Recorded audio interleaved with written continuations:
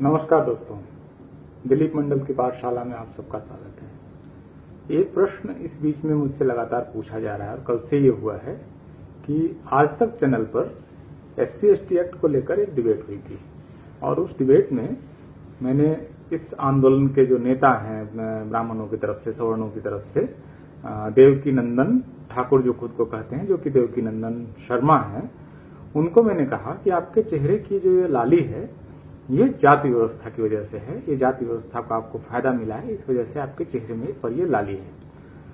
इस प्रश्न को जो मैंने जिस तरह से अप्रोच किया, जिस तरह से मैंने उठाया, इसको लेकर बहुत सारे लोगों का कहना है कि चेहरे की लाली पर आपको टिप्पणी नहीं करनी चाहिए क्योंकि वो व्यक्ति का निजी मामला है और ये बहुत व्यक्तिगत किस्म की टिप्पणी है, जातिवादी टिप्पणी भी कुछ लोग कह रहे हैं।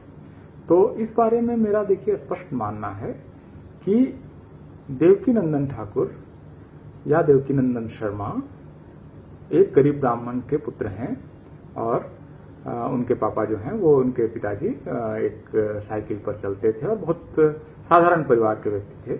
और आज की तारीख में कथा वाचन करके जो देवकीनंदन शर्मा हैं, उन्होंने अकूत संपत्ति बनाई है, बहुत बड़ा एक अपने लिए मंदिर बनाया है, बहुत ठाठ से जीते हैं, गृहस्थ व्यक्ति हैं, कोई ऐसा भी नहीं साधु व्यक्ति हैं, ऐसा भी नहीं है, कोई संत महात्मा और इस तरह के नहीं है जो कि कहा जाता है कि सब कुछ छोड़ दिए, वैसे व्यक्ति नहीं है। मेरा स्पष्ट रूप से मानना है कि देवकीनंदन शर्मा में अपनी जाति को छोड़ दें तो ऐसा एक भी गुण नहीं है जिसकी वजह से उनको कथावाचक के रूप में इस हद तक सफल होना चाहिए।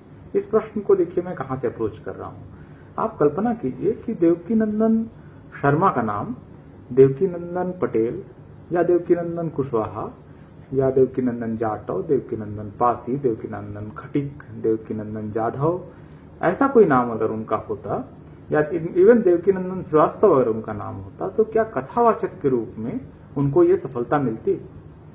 मुझे संदेह है और आप मेरी इस बात से सहमत होंगे कि देवकीनंदन शर्मा कथावाचक के रूप में आज जो सफल हैं उसमें उनकी जाति का एक अहम योगदान है।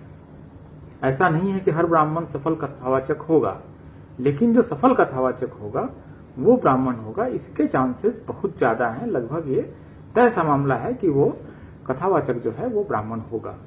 तो इस प्रश्न को अगर आप इस नजरिए से देखें कि भारतीय जाति व्यवस्था में कथावाचक का काम, जिसमें आप बहुत पैसा है, वो देश विदेश जाते हैं, वो कनाडा अमेरिका वगैरह भी जाते हैं, ढेर सारा पैसा बटोर के लाते हैं अपने NGO के लिए, अपने ट्रस्ट के लिए ढेर सारा जो पैसा लाते हैं, उसमें उनकी जाति का योगदान है। ये मामला इस तरह से भी आप देखिए कि कुछ जातियों के साथ कुछ पेशे जुड़े हुए हैं और ये भारतीय जाति व्यवस्था की खासियत है। अब कथावाचक के लिए क्या क्या आप कहेंगे कि जाति की जरूरत नहीं, उसके लिए तो संस्कृत जानना, धर्म ग्रंथों का ज्ञान होना, मीमांसा शास्त्र का ज्ञान होना, ये काफी है। तो देवकीनंदन ने एक तो इस तरह की पढ़ाई की नहीं है, लेकिन इसने भारतीय यूनिवर्सिटीज में हजारों की संख्या में OBC, शेड्यूल कास्ट और शेड्यूल ट्राइब के स्टूडेंट संस्कृत पढ़ रहे हैं। क्योंकि 50% आरक्षण लागू है, खास करके अर्जुन सिंह ने जब से OBC आरक्षण लागू किया केंद्रीय विश्वविद्यालयों में, तब से तो संस्कृत के डिपार्टमेंट में 50% छात्र और छात्राएं अनिवार्य रूप से लगभग सभी यूनिवर्सिटी में शेड्यूल कास्ट या OBC के हैं। वो संस्कृत भी पढ़ते हैं, वो धर्मशास्त्र और मीमांसा शास्त्र और सारी चीजें वो पढ़ते हैं। कई जगह वो टॉपर भी होते हैं, तो उनको संस्कृत का बाकी लोगों से बेहतर ज्ञान होता है। तो क्या संस्कृत, भाषा शास्त्र, मीमांसा शास्त्र, धर्म शास्त्रों का बेहतर ज्ञान उनको कथावाचक बना पाता है? मुझे शक है, मुझे संदेह है कि वो सिर्फ इन ज्ञान की वजह से कथावाचक बन जाएंगे।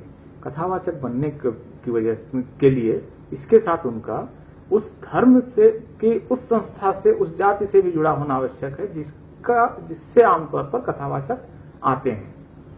अब देवकीनंदन ने अपना नाम देवकीनंदन ठाकुर रखा, लेकिन वो अपनी जाति का इतना सार्वजनिक प्रदर्शन करते हैं, आप देखेंगे कि वो अक्सर अपने जनेऊ उनके कपड़े में झलकती रहे, इसकी वो बहुत कोशिश करते हैं। जैसे वो उन्होंने एक बार गंगा स्नान किया और उसकी तस्वीर उन्होंने खिंचवाई और बाकायदा ट्विटर पर उन्होंने उसको पोस्ट किया, तो वो अपनी जाति को बहुत स्पष्ट रूप से दिखाते हैं।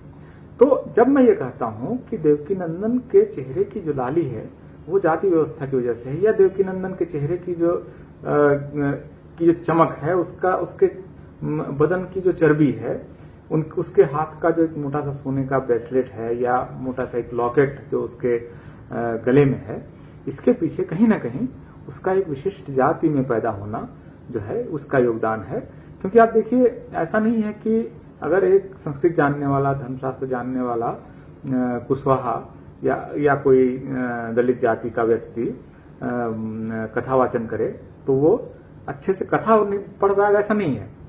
लेकिन कथावाचक के रूप में उसकी स्वीकृति को खारिज करने का जो काम है वो सिर्फ ब्राह्मण नहीं करेगा, बल्कि उसकी अपनी जाति भी कहेगी कि कथावाचक तो ब्राह्मण ही होना चाहिए। तो मैं ये कहने की कोशिश कर रहा हूं, और आप इस पर विचार कीजिए कि भारत में जाति जो है वो बहुत एक स्थायी किस्म का तत्व है और वो तमाम तरीके से आपके जीवन को प्रभावित करता है। जैसे मैं कई बार कहता हूं कि आप शुक्ला भोजनालय चला सकते हैं, लेकिन आप जाटो भोजनालय नहीं चला सकते हैं। इस देश में आप इस देश में पारसी भोजनालय नहीं चला सकते हैं, आप उसमें सफल नहीं हो सकते हैं। आज की तारीख में भी स्थिति यही है, 2018 का सच भी यही है। तो जब मैं कहता हूं कि देवकी नंदन के चेहरे की लाली या उसके बदन की चर्बी का उसकी जाति से लेना देना है, तब मैं दरअसल जाति और कर्म और पेशे के इसी परंपरागत संपर्कों और संबंधों के बारे में आपको बताने की कोशिश कर रहा था। मुझे लगता है कि मैं अपनी बात कह पाया हूं। सहमति और असहमति अपनी जगह है, आप लोग कृपया इस पर विचार करें। और ये भारत में जाति और कर्म का बंधन जब तक नहीं टूटता है तब तक भारत एक विकसित राष्ट्र नहीं बन सकता है। ये जो अवधारणा है, ये बाबा साहब की भी अवधारणा है कि जाति के बंधन का टूटना भारत के एक राष्ट्र के रूप में विकसित होने के लिए एक उसकी अनिवार्य शर्त है, जो इस बात को वो संविधान सभा के अपने आखिरी अभिभाषण में भी कहते हैं कि भारत अगर एक राष्ट्र बनना चाहता है तो उसको ये सामाजिक जो विषमताएं हैं और जो ग्रेडेड इनइक्वालिटी है, इससे निजात पाकर ही भारत एक राष्ट्र बन सकता है। तो इस कॉन्सेप्ट पर भी आप विचार करेंगे और इस बारे में और अगर जरूरत हुआ तो मैं दूसरी बार भी आपके पास आऊंगा और आपसे बात करूंगा। दिलीप मंडल की पाठशाला में शामिल होने के लिए आप सबका बहुत बहुत धन्यवाद, और मुझे उम्मीद है कि आपसे मेरी जल्द ही फिर मुलाकात होगी। बहुत बहुत शुक्रिया।